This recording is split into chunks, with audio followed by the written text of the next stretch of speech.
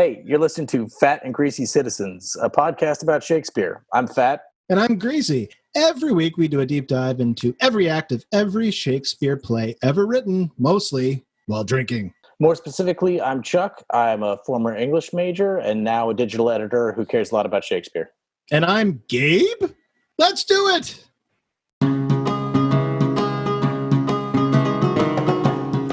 Greetings, my knuckleheads. It is us, Quiznos, Elizabeth, Primo, welcoming you back to Fat and Greasy Citizens. We took a short break, but now we're back, baby, with A Midsummer Night's Dream, Act 3, in which Bottom becomes an ass. Titania falls in love with him, and both young Athenian men are now in love with Helena, thanks to Oberon's love juice. And yes, we will insist on calling it that.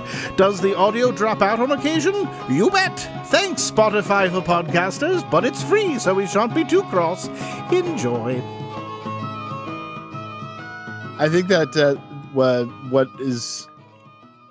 what's cool about this is the first anomaly that we've a temporal anomaly that let me try that one again. Temporal anomaly that we anomaly. I thought we had a good run of 15 episodes without hiccup, and we find ourselves re-recording for the first time. I think that's a pretty good run, considering we're looking at files from years ago. I like the idea of a hiccup. That just the idea of if we had been recording in real time and just been oh, we have to re-record, and just being no for years, being oh. And I like the idea. It's like the idea. I feel like I'm a different man now. Oh yeah, no. So we're recording this without video, and I don't have the videos from last time, but I'm just thinking oh God, think if you found the one right before this, and then this one, oh Jesus, what happened to those guys? What happened to that guy this week? The one with the red cheeks is notably fatter. And his beard is resplendent. Bobby, was this the week the war started? Looks like Abraham Lincoln, mid 1862. But we did have a good run. I felt like we had a good run of files being there, and it was only a matter of time before findable. I appreciate your patience, where I would be haven't found it, and we're on the cusp of being fuck it, let's record it. And I'm I figured out if I search for the date and the title name and something else, I can find it. It's too bad because what we recorded was fucking amazing. That episode rang through history as we laughed for 2 solid hours, and we invented a new kind of comedy. It was amazing, but it's gone, unfortunately. This is a tribute to that. Yeah, this is the tribute to that. Shakespeare rose from the grave and he said, "You have improved." The devil said, "If you create a podcast episode better than Act 3 of Midsummer." I am thankful that if I have to do this cold without having done it in a while, that it's Midsummer and not Two Gentlemen or some crap like that. Oh, yeah. The idea of doing Act 4 of just some dreck, I don't know if I could do something with two princes who switch hats. That's, or Comedy of Errors, where it's he's a twin and he's a twin, and he's a twin and he's a twin, and they all mix. It's funny mix-em-ups. Yeah, with the same names. Yeah. No, you know what? I don't think anyone needs. I don't think anyone would notice if our recording of Comedy of Errors went Act 1, 2, 4, 5. Wouldn't be what? Oh no. Yeah, there would be no the pivotal act. Well, that's what's interesting about the idea that this act was the one that we had to re-record, because arguably this is the most famous act in the play. This is where it all goes down, where Bottom becomes an ass, and it's amazing because we loosely, and I think all I did was look at a Wikipedia page, but I thought we were doing this in kind of chronological order, and this is structured so much better than anything we've done so far. And so maybe his genius just turns on all at once, because I think 12th Night is after this or something. But it's just this act in particular. He's just like, I gotta get 2 things done, and I'm gonna take my time having fun with both of them. Well, we were definitely doing the genres chronologically, I believe. Like we've so far only done the comedies. Yeah. So like if you, I mean, and this is what, the 4th play. So like by now, he's got probably, the first few comedies that we read and other plays peppered in there as well. So he's probably way more seasoned here. And it shows. It's really well written. It's fun too. I'm not looking forward to bad early histories where he's just like, I'm trying to give 3 acts of a minor king no one cares about, but he's British, so I have to redeem him. It'll just be like the story of the wonderful king who murdered his children for Britannia. And they do go on. They do go on. I love like when we get to like Henry this like 6th part 1 and part 2, like epic tales. But we're not there yet. We're still in the fun stuff with Midsummer Night's Dream. That's gonna be rough. All right, let's enjoy this while we're here. Yeah, let's savor this. So one thing that I liked is that I think he does a great job of using rhyme to suggest when he's going into like dream logic. And I bring that up because the morons in the play party walk in at first, and it's all just blank verse, and they just it seems to aptly sum up the way these are supposed to be fools just trying to talk through a play overall. And having been through the rehearsal process in many plays, this is incredibly accurate. Like this is exactly what it is.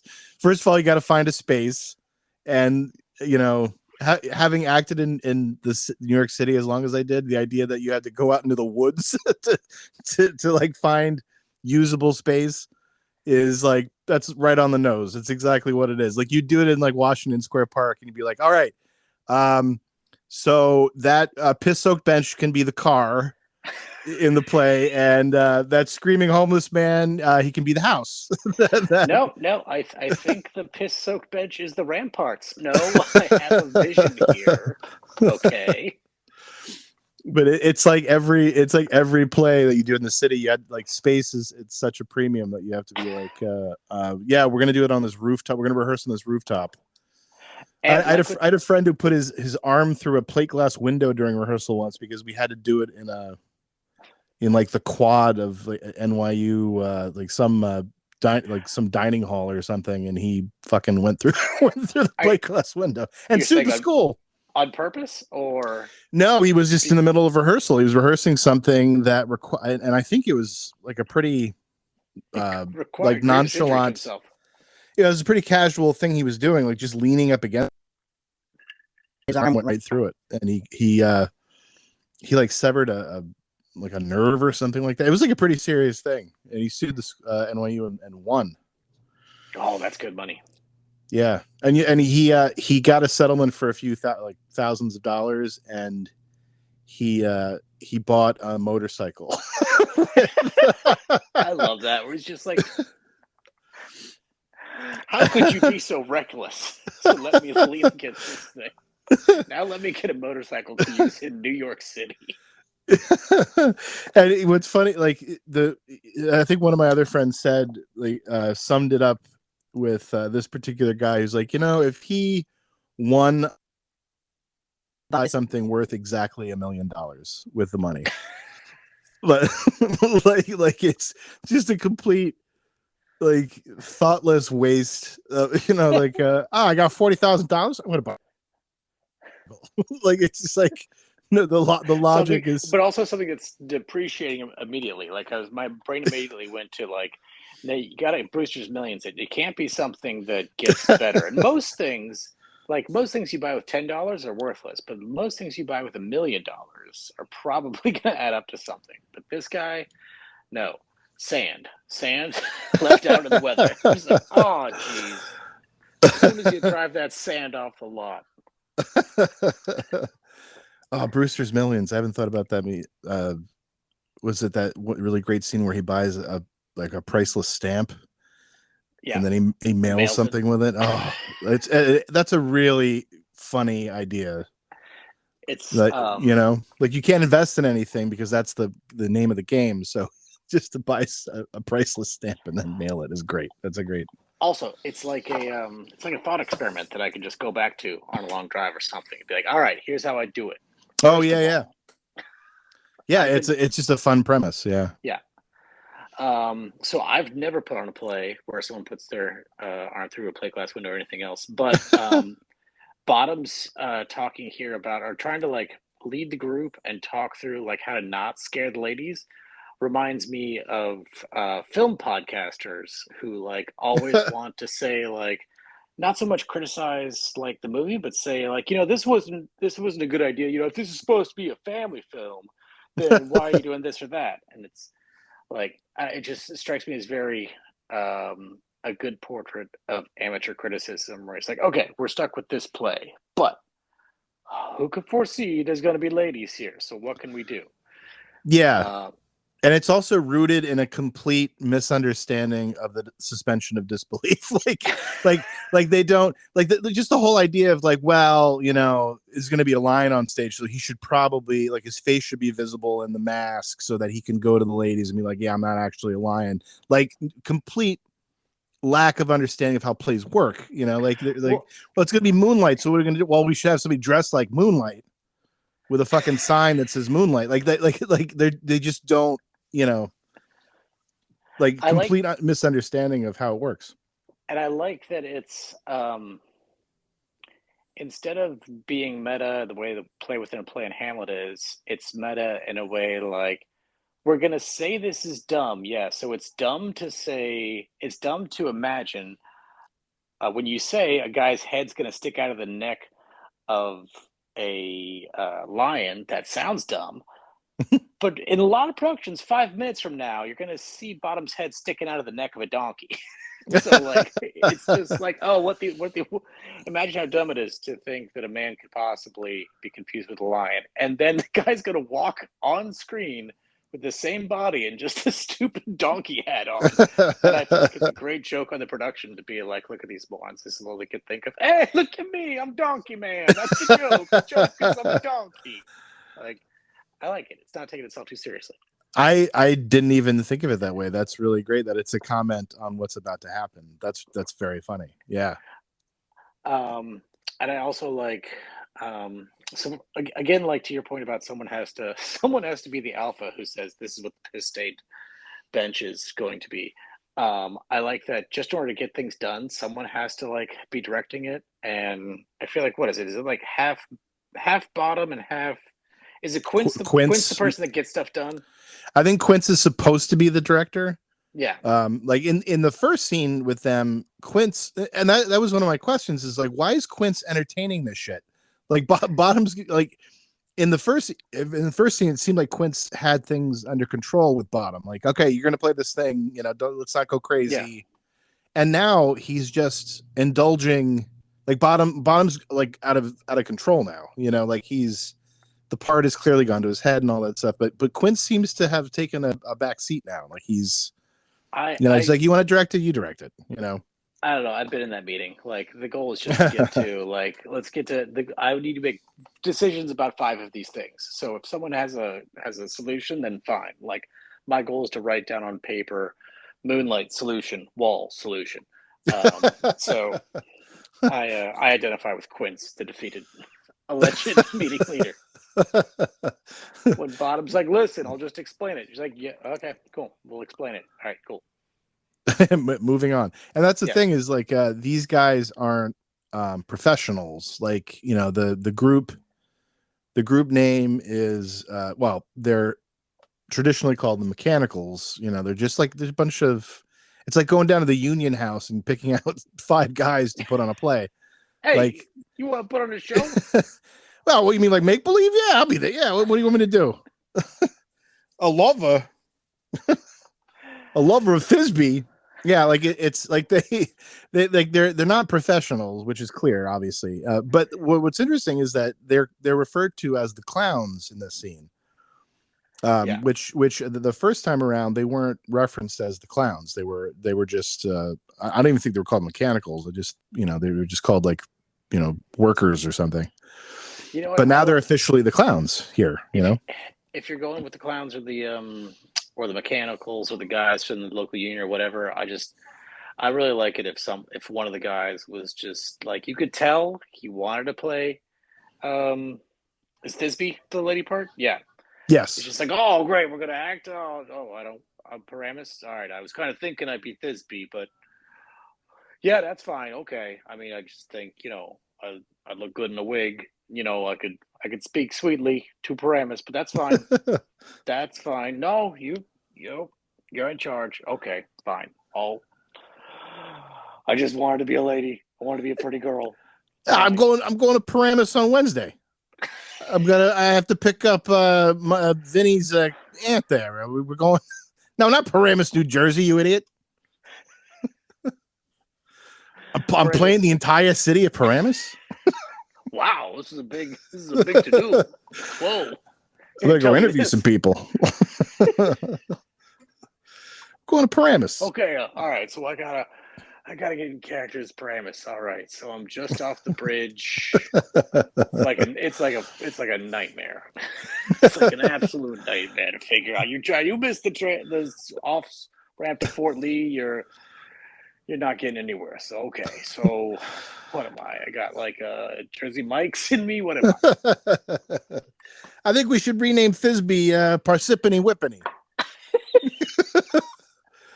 So, the famous Paramus and Ronkonkoma with a wall between them. Queen Ronkonkoma, how fares the queen? She's dead, my lord. That's said in the LARR monotone. How goes the queen? Oh boy. Okay, so so the clowns are in the woods and they're rehearsing.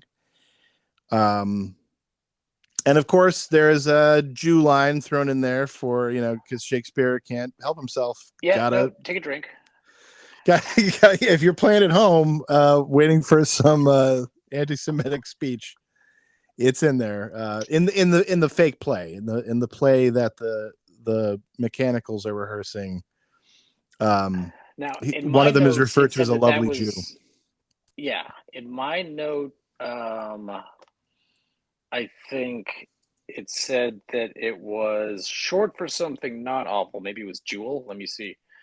Yeah, I mean, it's definitely a mispronunciation from the actor. Like it's supposed to be Jewel. Yeah, it says probably juvenile or something. But still, you don't want to be saying that out loud. Right. But like the joke of it is that he missays, he says Jew instead of whatever it's supposed to be.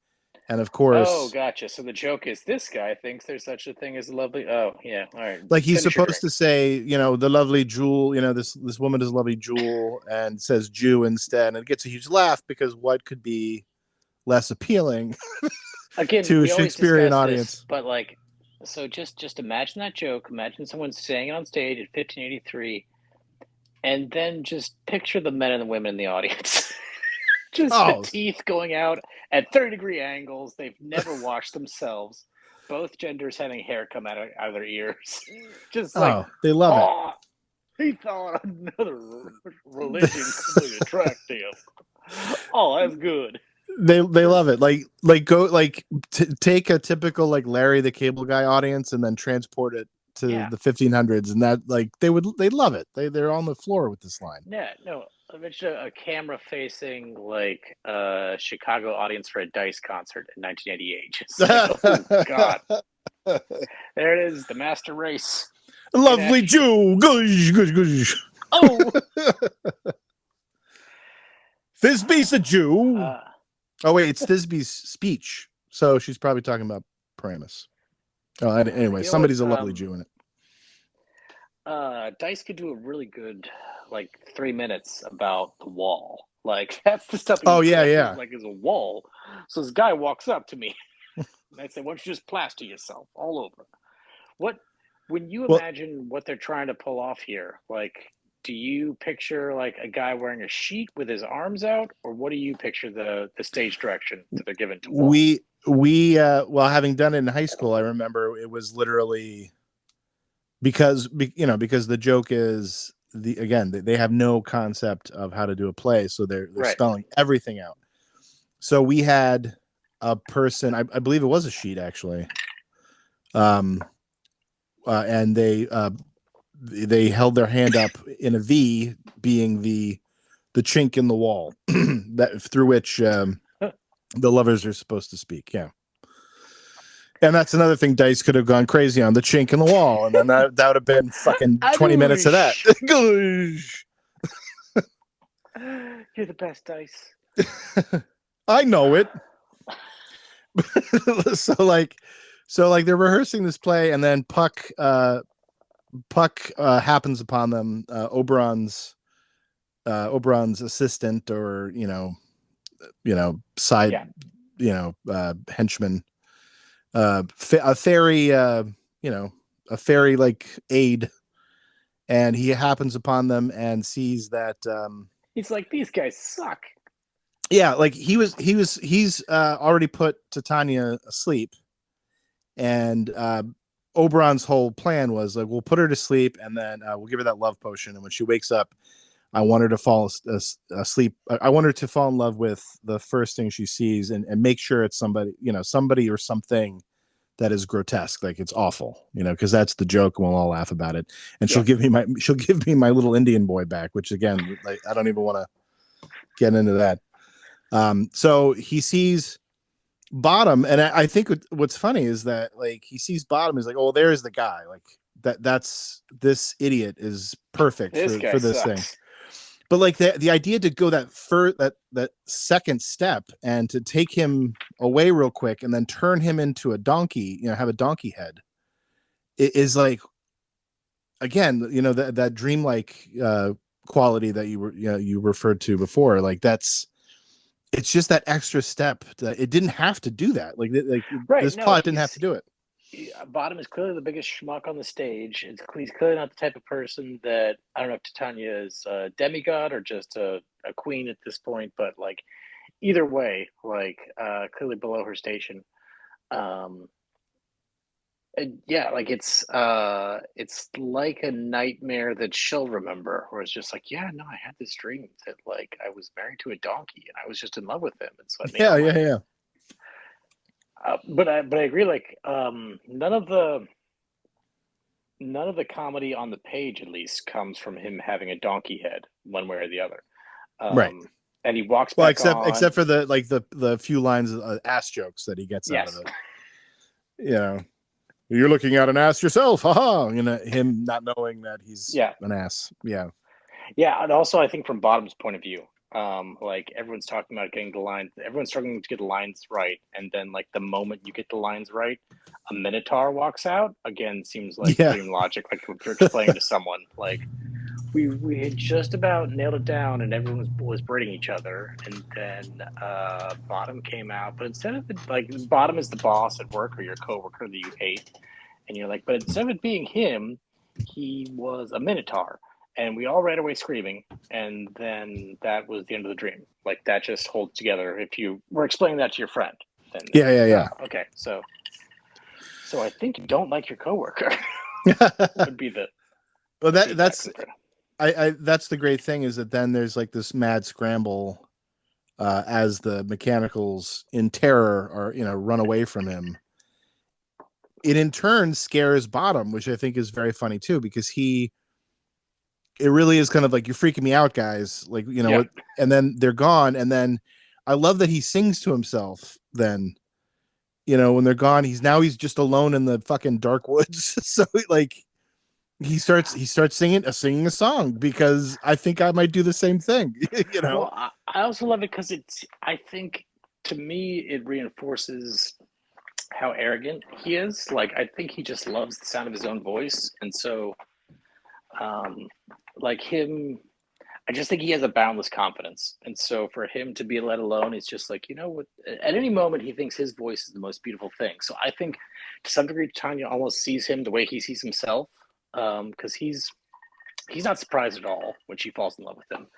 And so it just nicely reinforces what a selfish bag of turds he is, that he's just that his song is dumb. He's got an ass for a head, but here he is singing to himself, and a woman falls in love with him, and he's too unself-aware to know that any of this is an odd thing. I don't know about it because I thought there was a section. I thought there was a little snippet there where he kind of goes, when Titania's like, "Oh, who's that beautiful sound? Who's singing?" You know, and then she falls. You know, she's falling in love with him. Yeah, I could have sworn there's a moment where he's like, "Look, I'm no prize. Like, I don't, you know, like I don't understand." It's almost like you know, like a guy who talks a big game, and all of a sudden, the most beautiful woman in the world is focused, dead set on him, and he can't handle it now. Like he can't. You know, like he honestly has no game at all, you know? And like he's the dog that caught the car, essentially, where he's like, yeah, like what do I do now? Like, you know, like and he finds himself in this situation now. I mean, it doesn't take long for him to go back to being a self-centered jackass. You know? Yeah, I might have been projecting the part where he's talking to Titania's assistants, and he's just like, oh yeah, he's like, oh, mustard seed, I know your dad. And I don't even know if that's supposed to be a joke or if that's supposed to be him being dull or just silly confidence, but either way he's just a schmuck. Yeah, well, he's doing all these dumb jokes about mustard seed. Yeah, like I've had, you know, your dad on beef, and it stung, you know, it stung my eyes, or like he does all these like stupid plant-based jokes because they're all the fairies have, you know, blossom, and you know they all have these botanical names, and he like riffs on it for a while, and the jokes all stink, and you know, but you know, like it is funny, like this guy with an ass for a head is just bombing in front of these fairies who you know, none of them respond to him. Like none of them are like, oh, that's right, yeah, mustard seed. Like nobody, like they all just kind of drift away. Like so, like it's actually, I think there's a lot written in the things that aren't written there. You know, where he's just like, he's trying to be charming, and it's coming off really poorly. Which all that's interesting because my take was actually the opposite, and it was closer to. 1 second, Alexa, shut up. I don't know what I said there. Alexa, does Alexa want to be part of the podcast? Just put the headphones down and let her talk for 30 minutes. Alexa, talk. Alexa, talk about Midsummer Night's Dream for 20 minutes. Sure. He's almost like the definition of like a guy with money or status, and that like all of a sudden like he has this unearned status and confidence with the mechanicals, and then he has this unearned status with the fairies, and he's just kind of like talking like a goon throughout it, but within his feedback loop, everyone in my reading, everyone's as into him as Titania is once she wakes up. And so when she says like really grossly, like it's just, I'm just reading this, I can't see the actor on the page, but the last thing she says to her fairies is like, oh, keep his tongue busy until he gets over. I'm just like, oh God, I don't like that at all. Like I picture him looking like George Costanza. And then like I picture Titania and her fairies looking like the various actresses that in a feat of creepy casting Jerry was always dating, where it's just like, oh sure, Jerry, would you really be with Terry Hatcher? Is that really what's going on, Jerry? Okay, sure. Oh, that's good casting right there, especially for Jerry. Yeah, the George Costanza, like just like a stocky little guy as a but again, like with that Costanza energy where it's just like, yeah, okay, cool. So this is how I thought it would go, and so okay, beautiful woman. That's about how I thought this would end up. Okay, and just someone who on stage has a great repulsiveness, so that when Titania says stuff like, yeah, the last line of the act is tie up my lover's tongue, bring him silently. It's like, oh God, just... it is gross. Yeah, but to make the entire audience squirm, just be like, oh, I really don't like Oberon that he did this to his girlfriend. Like, yeah, I don't want to picture what's going on stage. Yeah, over, like there's a lot to be. I'm sure books have been written about Titania and Oberon's relationship because it's pretty fucked up. What Oberon does, and the idea that it's over the attention of this little Indian boy is like the whole thing's a fucking weird S&M freak show. Like, there should be a Wicked style story from the little Indian boy's point of view. It's just like, man, what the fuck is going on? Oh, I'll write that book. That sounds like a lot of fun. It's like, I was 11 years old. Let me tell you what happened to me. Day 14 in the basement. I haven't seen daylight. They just keep giving me peas blossom. Anyway, Oberon's angry at my adopted mom, and so hypnotized her to fall in love with a donkey. Send help immediately. They have so Titania wakes up, falls in love with Bottom, who is now an ass, has been transformed into an ass, and Puck is doing pretty great at this point. Like, he thinks like the game that he and Oberon are playing, like he's excelling. Like, this is exactly what Oberon wants. Puck's energy is great because I feel like he gets most of what Oberon wants, but I also, again, in my reading, I feel like he's like, listen, I get the letter of my orders, but I'm allowed to make as much mischief as I want if it aligns with the letter of what I'm supposed to do. So I can mix up lovers, I can make someone fall in love with a donkey. There's all sorts of ways that I can make extra surplus mischief if I just stick to the letter of what I need to do, but then do whatever I want to screw with people overall. He's awesome. He is. But in the next scene, in scene 2, it's revealed that he drugged the wrong Athenian, which is not going to go over too well with Oberon when Oberon discovers that he got Lysander rather than Demetrius. So remind me, do you remember why does Oberon care about these 4 falling in love on proper lines? He witnessed the fight between Demetrius and Helena in the woods, and he was like, I can fix this. Like, it really is like a passing thing where he sees them fight, and he's like, well, I'm doing this love juice thing anyway. So that's my t-shirt, by the way. Yeah, I'm doing this love juice thing. But he says Puck, when he gives the flower to Puck, he's like, go do this awful thing to my wife, but while you're at it, there are this Athenian couples there, because Oberon didn't see Lysander and Hermia. He only saw Helena and Demetrius. He's like, drug the dude because she's into him and he's not into her. Drug the dude, and they'll fall in love. That'll be a nice thing. That'll be my good act or whatever. How you should but Lysander gets it. You should play Oberon with just a consistent Bill Cosby accent. Like, if you just drug them, that's the worst Bill Cosby impersonation ever, but it would make everyone really uncomfortable. You'll have to drug the man. Then the Athenian will come down. It's fine if they're asleep. Then the drugging's not a drugging. It's fine. It's fine if you just put it in their hands. That's all you do. Now, Theo, you drugged the wrong woman.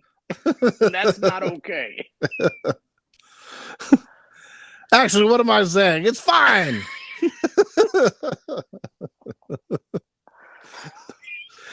Drug everybody. In fact, Oberon's solution to this problem is to keep drugging people. He really would be a Cosby. Yeah. It's like, you know what would help? More drugs. Get Vanessa in here. Vanessa, drug this woman. Don't tell Claire. Claire! I didn't mean to drug everyone. That's why I had my boy Theo. My Indian boy Tootie. I think I should be Bud. It's the least problematic casting of all. My Indian boy Bud. Or the pudgy little white kid and fun. There was remember that pudgy little white kid who would run away. Yeah, no, I had combined Bud and the pudgy kid that won't get off his knee. The two different characters. Yeah, and again, in hindsight, no, it should be on Bill Cosby's knee. The idea of a scene where kids are just running on Bill Cosby's knee is no good. Why don't you have some of this sherbet? This.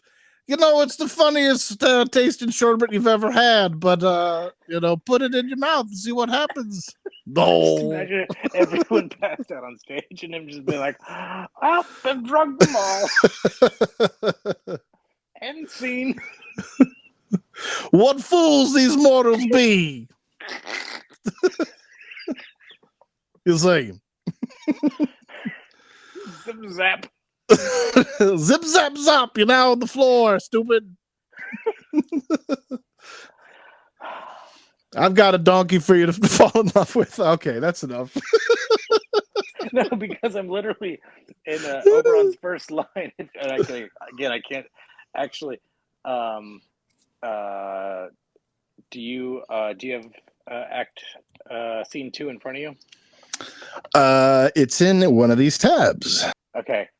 Read the first 2 lines of Act 3, Scene 2 in Bill Cosby's voice. In fact, I wonder if Titania be awaked. Then what it was that next came in her eye, which she must, which she. Just Titania passed out. Like, oh dear. That's right. Boy, that is good. It's in her eye now. Waking up, just like, what in the no? Oh wow! Then what it was that next came in her eye? Like what it was, who knows? Everyone was drugged. No way to say if it was old Bill. You can't prove it. Tanya, give me my boy back. What's in your eye? Oh my gosh, that's good. What an absolute nightmare that man is. Oh wow! Oh, that was delightful. Thank you. It was a long build-up, but I can't deliver the accent, so I'm just gonna make it. I'll tell you what happened. Tell you can't prove it. So anyway, so in scene 2, Puck goes and finds Oberon, and he says that delightful line. Just wondering what came into her eye, idly. Well, to be less horrible, I really like the next line, because he says Titania must dote on in extremity, whatever she wakes up and sees, and that aptly describes everyone who wakes up and just goes kind of insane. Like, you're like, oh, you don't wake up in love. You wake up wishing death to everyone who isn't that person and wanting to kill someone overall. Like, none of these characters.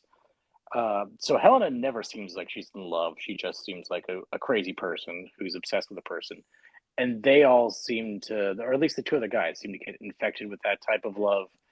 And Hermia, who's been the rational person that you can be when you've got, pretty short girl privilege, she goes insane by the end as well. But I feel like they all get pushed to extremity or extremiti, as I need to Oh, pronounce right. it, Yeah. Because of the rhyme scheme. Yeah. because you came in the eye. Yeah. He came in the eye, extremiti. You came. There's a T-shirt too. You came in the eye, extremiti. Yeah. Like, But you know who says that? It's the skinny guy from the Cosby Kids on Fat Albert. It came in the eye and it's time. That's I'm sure we could fit way more Bill Cosby references by the end of this. Timely references. So Puck retells the one structural thing I didn't like about this scene too is that Puck retells what we just saw. Yes. To Oberon, which I think is shitty writing. Like, we just saw it. You know, like you don't have to tell the whole fucking thing, because we just, like, this could have easily been just Oberon and Puck coming into the scene and Oberon reacting like, "Oh, I can't believe it. You turn him into an ass. That's great." Like that's all that needed to happen. But like, Puck tells the whole story again. You know. So I had the same thought in reading through it. At the same time, I kind of like the way it's too much text, but I feel like Puck is kind of like laying out the chessboard and saying like, these people are spread throughout the forest, and I can kind of control when they interact with each other. Right. You could get that done in 4 lines. I agree overall. But since like there's just 2 things happening in this act, and half of it's going to be them running back and forth, confused about who's where, that I found it annoying to read, and I was like, oh, I think he's up to something. But I think my first so you think it's like it's a nice anchor for like the madness that's about to happen? It kind of like sets up the logic that's about to happen for the next 400 lines. So okay, he gets a pass then. Yeah. Well, that's one strike, Shakespeare. The rest is going to be pretty fucking tight. Well, it's funny because you mentioned that Hermia is pushed to madness toward the end of the scene, but she does come in talking to Demetrius. She assumes that Demetrius killed Lysander. No, you're right. No, she starts with murder. She's at a 10 already. Like, she's like, you fucking killed him, you know. And Demetrius, obviously, who's been drugged and is now madly in love with Helena. Yeah, I wondered if there was anything at the Act 2 that might have him covered in blood, because she reacts to him the way, and I feel like we talk about like the same 4 movies, but she reacts to him the way people react to Ash when he walks back into the cabin covered with blood. Yeah. Like he looks like, she describes him as if he is a wild man who probably just murdered someone overall. I wonder if, oh, that's interesting, because I wonder if did something happen that maybe we missed when they all fell asleep that first time. I mean, he could just fall face down in some muck or something. So my gut is that we didn't miss anything, but yeah, it's weird. It is odd that she jumps right to murder, because I don't even know if he expresses love to her before she accuses him of murder. So she wakes up. Yeah, I don't know. Like, thinking back now, I don't know. Interesting. No, you're right. Because Demetrius hasn't been. They walk in and he's following her around, saying like, "Why are you rebuking me so?" And she's like, "Because if my guy isn't with me right now, then you must have murdered him. Will you tell me if you murdered him?" Yeah, because that's all. I mean, that's really all she has, is the absence of Lysander, that he's not there, which kind of makes sense, right? Because Lysander and Hermia are kind of tied. You know, they're tied at the hip for the beginning there. Like, they're madly in love with each other. So the idea that he's not right at her side, Demetrius must have killed him. Yeah, you know, that's the only explanation in the woods. Yeah. Surely that he's not now in love with Helena, which is what actually is going on because of the love juice. Yeah. In the eye. In the eye and everywhere on the chest. You know. And the one thing about Puck's fuck up, his puck up, happens. Like Oberon's like, you got to fix this. So again, it's like the idea that like Demetrius just kind of stops and says, well, this isn't like, she's pissed. She's clearly angry at me, and there's no use chasing her, so I'm just gonna go sleep. It's like, no, I love that, and again, I feel like that's fantastic dream logic, where you're just like, okay, so here's what was happening. I was at work, I didn't have my pants on, I was scared to go to the meeting, but I would have to stand up if I went to the meeting, so I went to sleep at my desk. Right, like that's right. Just like your brain's like, I'm out of plot, so you're gonna sleep. Yeah. You're right. It's and this is like the second time this has happened where one of the young lovers is like, yeah, I'm just gonna, you know how you're in the middle of the as Norm Macdonald says, the scraggly woods, and you decide to just lie down and take a nap. And like, that's what he does, you know. Conveniently, you're in love with a woman, she thinks you murdered someone, she doesn't want you around, you're just like, well, guess it's time to take a nap in the woods. I just need a quick 10, baby. So he falls asleep, and Puck takes this as the opportunity to amend his previous mistake, and with the love juice, he just sprays the love juice right into Demetrius's eyeballs, and of course, when he wakes up, who should be there but it's Helena. Helena and Lysander have now entered. And Helena, who has wanted Demetrius since the beginning of the play, now gets what she wants, but because she is she's like, again, I've said it before, she's the best character in the play. Yeah. Because she's so damaged by her own neuroses, she assumes that this is an elaborate joke. That Demetrius is now in love with her. To make fun of her, you know. I love a character that's like so horny and covetous of someone that, like, when it presents himself, they're like, it couldn't work. What? This is you've wasted weeks, if not months, of your life. Yeah. Thinking about this person, and now it's here. You're just like, oh, fuck you, you son of a bitch. Yeah, and it's perfect. Like the line where it happens on is perfect because. It comes right after he wakes up right after the line, Demetrius loves her and he loves not you, meaning Helena. Yeah. Like Demetrius loves Hermia. Like she doesn't give a shit about you. And then he wakes up on that line and goes, oh my God. Hi. He's like, oh, I love you. And it's perfect. Like it's a perfect moment, you know, and the productions I've seen, it's like, it gets a laugh every time because it's hilarious. It's a very funny thing to be like, yeah, it's my sons and I were watching Ben and Holly's Little Kingdom. It's about elves and fairies. It's made by the same people who do Peppa Pig. Yeah. They do a gag. They're constantly doing a gag where somebody will say, you know, something to the effect of like,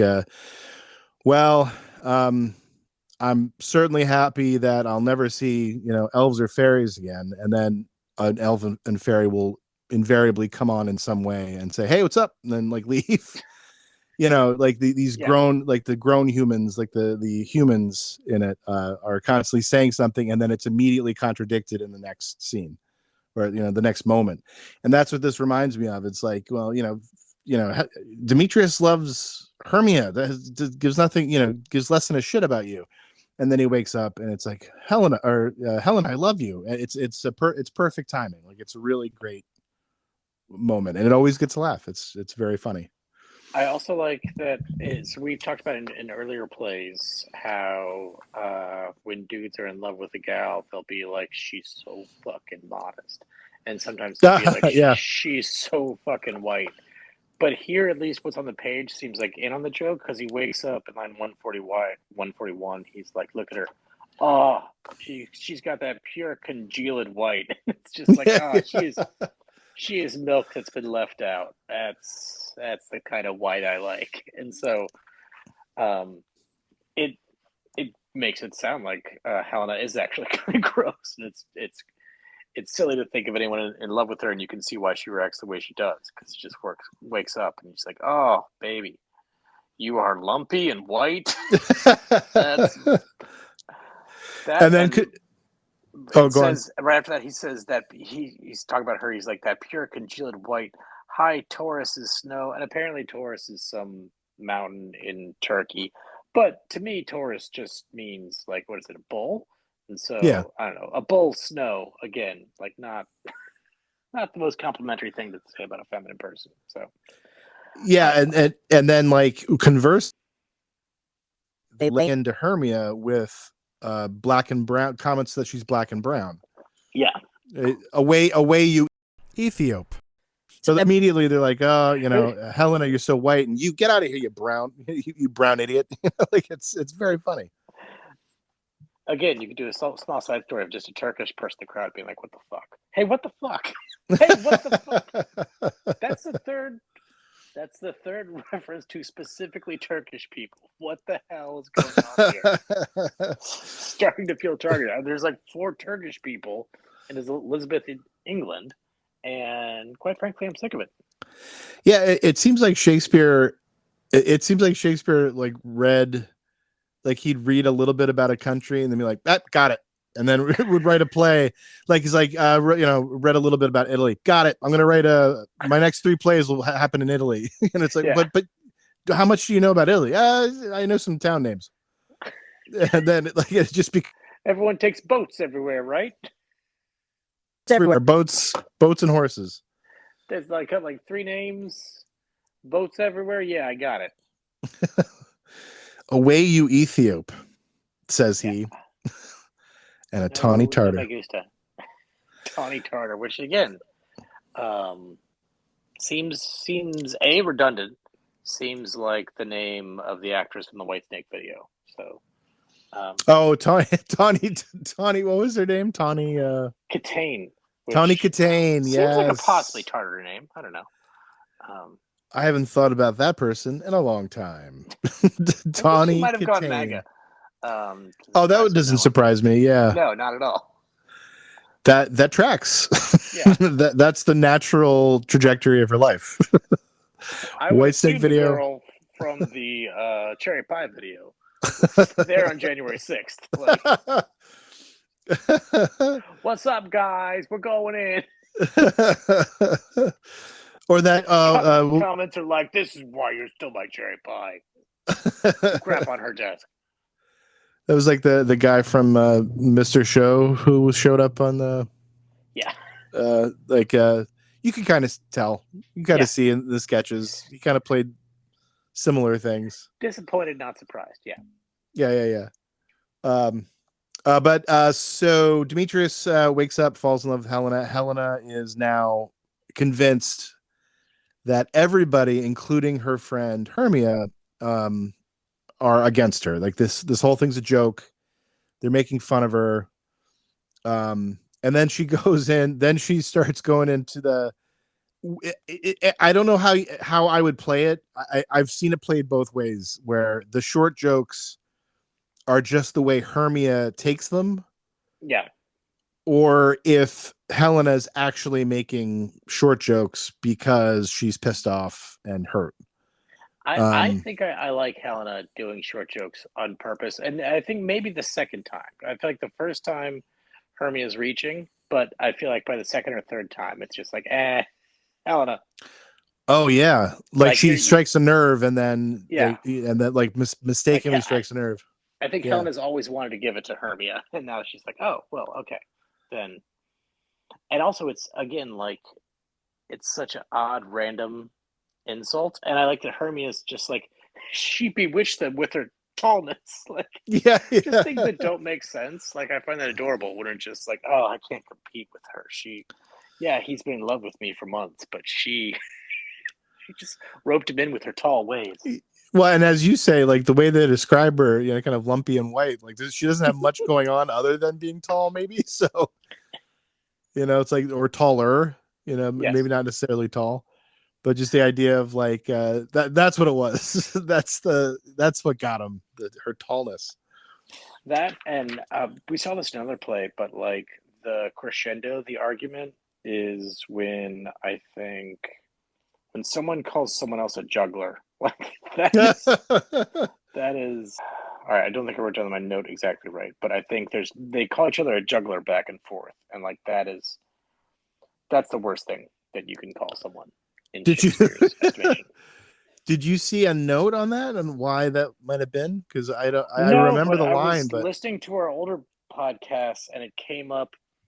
It was one of the Italian ones, and they were like, "Listen, man, don't go out there. It's a bad neighborhood. Full of there's jugglers, liars, there's thieves, there's jugglers." And I just love it. It's like the ultimate insult for being low class street trash.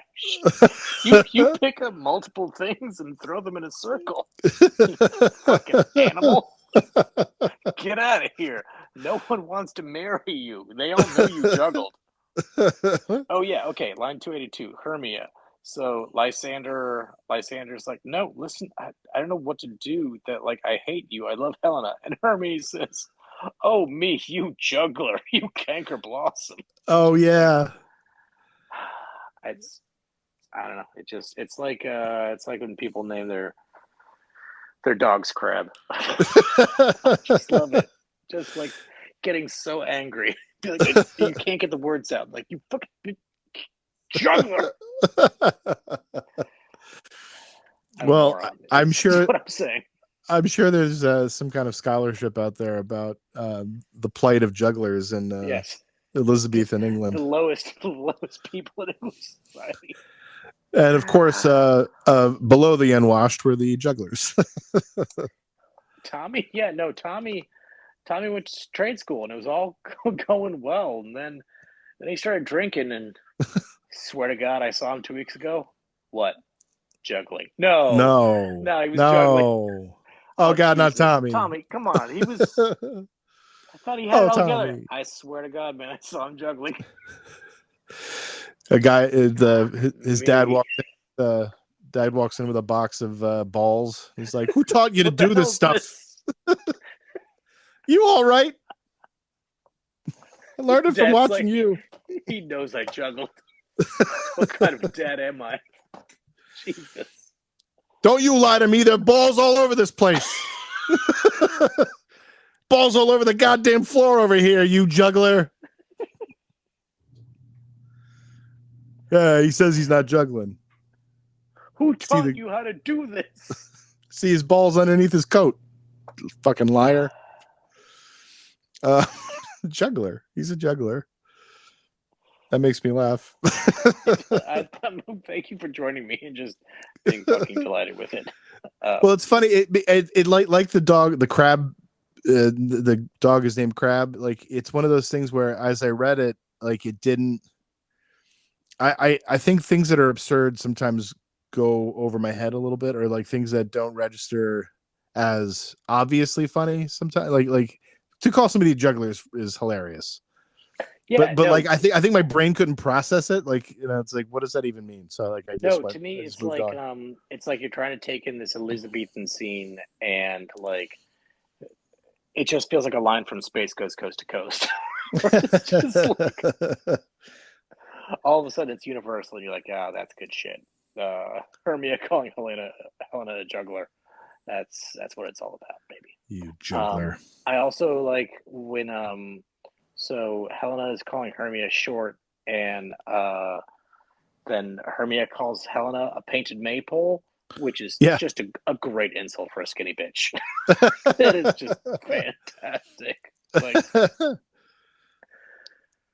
yeah, the height that scene between the two of them, because the guys in it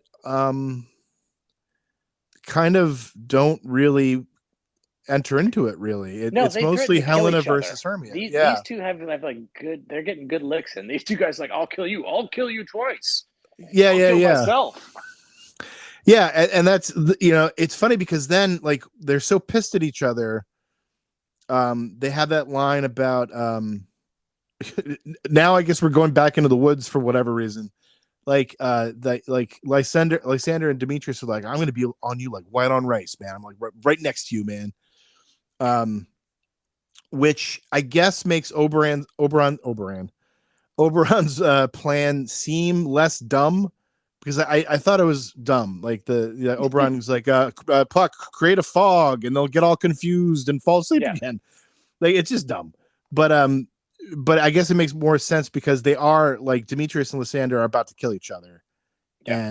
And they really are like, I think the line is something like cheek to jowl or something like that. Like, if they could find each other, they would totally kill each other. Yeah, it's like I'm on your ass. So I guess it makes sense that Oberon's like, okay, so create a fog so they get confused and can't see each other and run around until they pass out again, which is what he does. Again, with more love juice, because Oberon's like only thing, he doesn't have a remedy. He's like, it's like the puzzle. He just puts more pieces on top of the puzzle rather than trying to figure out the way the puzzle. Squirt him again. Yeah. So squirt everybody. Again, that's why you gotta cast old Billy C. Wait a second, you create a fog? That's genius. I never thought of that. So I get a fog machine and she gets all loopy. She doesn't know where she is, and then bam, love juice. Lay down for a nap and squirt them. They run around the hotel room, discombobulated. They can't see. They go full head first into a wall, and bam, love juice.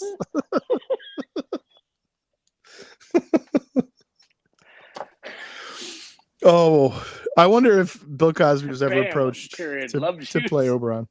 Bam, love juice. when you least expecting it. Blammo! right in the eyes. That's why I like to put it. When they're unconscious.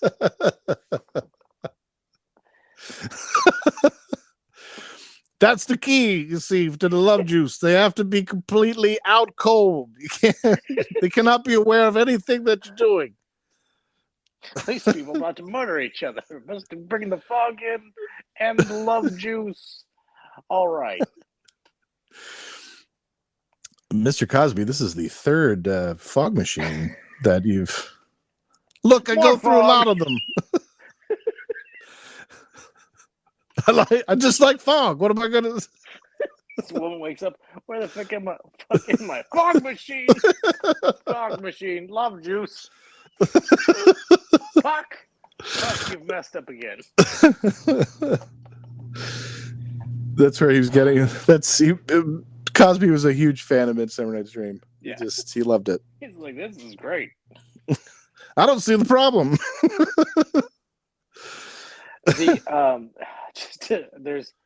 There's a section around 317 to like 328 where it's just great insults going back and forth. Because first of all, Helena's like, well, I guess if at 317, she's like, if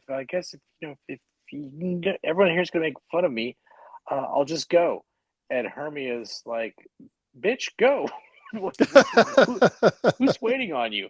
She says, why get you gone? Who is it that hinders you? And then they're all arguing back and forth, and Hermia tries to, and Helena is insulting Hermia as little, and then Lysander, for no reason, jumps in and says, get gone, you dwarf. I forgot that Lysander not only is like, what's great about the love juice for Lysander is that not only is he not in love with Hermia, but he's straight up cruel to her. Yeah. Like he totally jumps in on the short jokes and the, you're an Ethiop, right. Like get the fuck out, get out of here. Like he becomes a real jerk. And it reads as fundamentally funny, not cruel to me, because the vibe I get from Hermia is that she's a good person, but a good person who's generally gotten what she wants in her life. And so it's just funny for, at one moment, everyone to just start zeroing in on random aspects of her and insulting her. And she's just like literally perplexed. Like, what the fuck is going on? Like, no one has ever had an issue with me being 5'3", and now everyone in the forest is just like, "Shut up, shorty, you stupid short person. No one wants to hear you talk, shorty." that's got to be how it's played, right? Where it's like this has never happened to her before. Yeah, you know, like nobody's ever like she's the popular girl. Like she's not a mean girl like in the way we understand it No, now. I Like, think she's been a good person on the easiest setting of life. But and so all of a sudden it's just like, and what? all of a sudden it's like, get out of here, you short bitch. And she's like, what? What happened? It's like, well, you're a short bitch. Everybody knows it. Like, what, you don't know you're short? I'm like, yeah, but it's generally been trumped by my general charisma. Like, Yeah, well, not anymore. Short bitch. Get out of here, you dwarf. What? Right. Love for life. It's like, fuck off, dwarf. Yeah. It's really funny. Like this scene is very, very funny. Like it does again, I like that you started talking about it by the idea that is like these are the dreamlike state of the whole thing is how he gets away with all these kind of conventions that seem a little forced, but like it's a dream, as you point out. From at least both the women's point of view, from Hermia's point of view, she could just be like talking to her therapist and just be like, yeah, everyone all of a sudden just hated me and started like focusing on how short I was. And obviously from Helena's point of view, it could be, these fucking sons of bitches all started talking about how in love they were with me, and it was an absolute nightmare. You can see how it's like an anxiety dream for both of them. And like it seems like what Puck has done is draw them into just an awful dream overall. Like it's not a good feeling. It's also nothing that really feels like love whatsoever. It's just like bad half a brain logic that they're all stuck inside right now. Yeah. I also we were talking, I think in Act 1, that we didn't think the Indian boy came back, but there's some line in here where Oberon's like, "Oh, I don't know if this is really worth arguing over it," or he's like, maybe now should give me the Indian boy back. Yeah. Ruin 3 people's lives. Yeah. It really like it reminds you that like the powers that, because like the Oberon and like Titania, the two guys in Trading Spaces trading $1. He's like, I'm gonna get that Indian boy. Yeah, they're godlike creatures, Oberon and Titania. Like Titania even says, like when Bottom becomes the ass, she basically like refers to herself as a god. Like, I'm a god, I can make things happen. So why don't you come over here? We'll put some tongues in your mouth or whatever she says there. And so like the idea that this whole thing is about this Indian boy that we'll never see, but like it is referenced a few times. You're right. It's like $1 between billionaires. It's all meaningless. They're toying with them, or at least Oberon is. To cast an 11-year-old kid of South Asian descent to just be like, just a mouth. What the fuck? The audience just like, don't like this. And he's on stage the whole time. So you never forget what this whole thing's about. He drugged his girlfriend over me. I don't like it. I don't like it at all.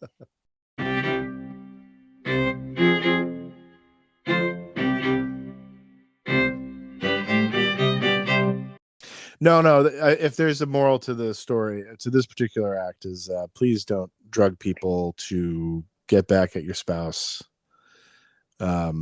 because you're in love with an Indian boy. Don't engage in child slavery. It'll just introduce jealousy to your relationship. Yeah, and then you find yourself drugging people. I feel like, again, that'd be a good prologue. It'd be like, hey, just to be clear, we're not all about child slavery, but if you're going to, don't, because how are you going to navigate that with your wife? You're both going to want the child who's a slave. Okay? Yeah. Then you don't trust each other. You start drugging people in the forest. It's a gateway crime. Yeah. You try to outsource it. That guy drugs the wrong people. Then they're tempted to murder each other. Then they got to do like a Peter Pan throw your voice thing throughout the forest, separate each other. it's no good. And then you're buying a back alley fog machine. That's crazy, folks. Don't do that. $6,000 at this point. And I gotta tell you, that Indian boy is no investment. Okay, he looks great coming home, but you and your wife haven't slept in the same bed. There's a good chance she's gotten it on with a donkey. It's no good. That's you find yourself. You find your wife in bed with an actual donkey man. I love the idea of just like being a professor and explaining this to a class. So here's the thing. So obviously, you're a god. Your wife is a goddess, the hottest woman imaginable. And according to the text, she's in the summer of her life. Obviously, you own a slave. Obviously, he's ethnic. And you guys start to fight about who gets more of the slave's time. So obviously, you think, how am I going to get back at her? I know what I'm going to do. I'm going to have a guy who works for me drug her, make sure she falls in love with a ugly dude of a lower class, and make sure that she and everyone she works with sleeps with that guy. That's my revenge. Oh, my God. All right, here we go. Then becomes like that scene in I, Claudius where the emperor's daughter has like this orgy with a bunch of guys. And are they all her family?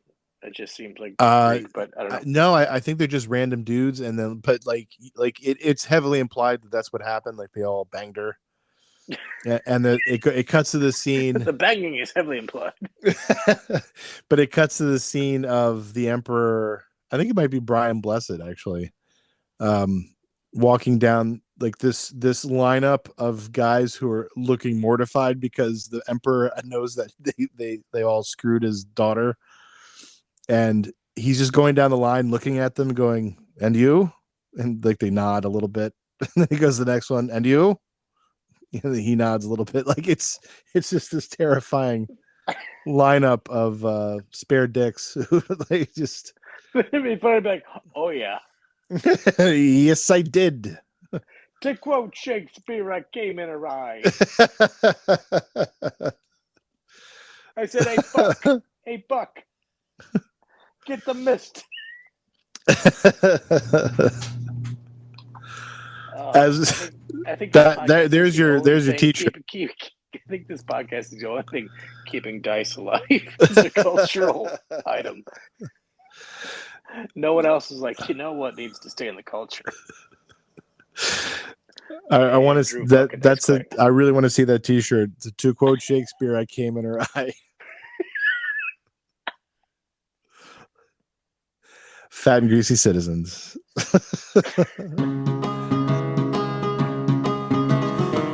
Well, we for two are glad to introduce our new character, Elizabeth Dice Tudor. We do all the hits. Little Miss Muffet sat on a tuffet eating her curds and whey. Along came a spider and sat down beside her and said, "Hey, what's in the bowl, bitch?" Also, Little Boy Blue. He needed the money. A goosh, goosh, goosh. Fat and Greasy Citizens is presented by the players Chuck and Gabe. Theme music, A Robust Crew, is by Darren Curtis. Next week, more of A Midsummer Night's Dream. And for me, a Rimgummer's Tight Spleen. What? That's nuts!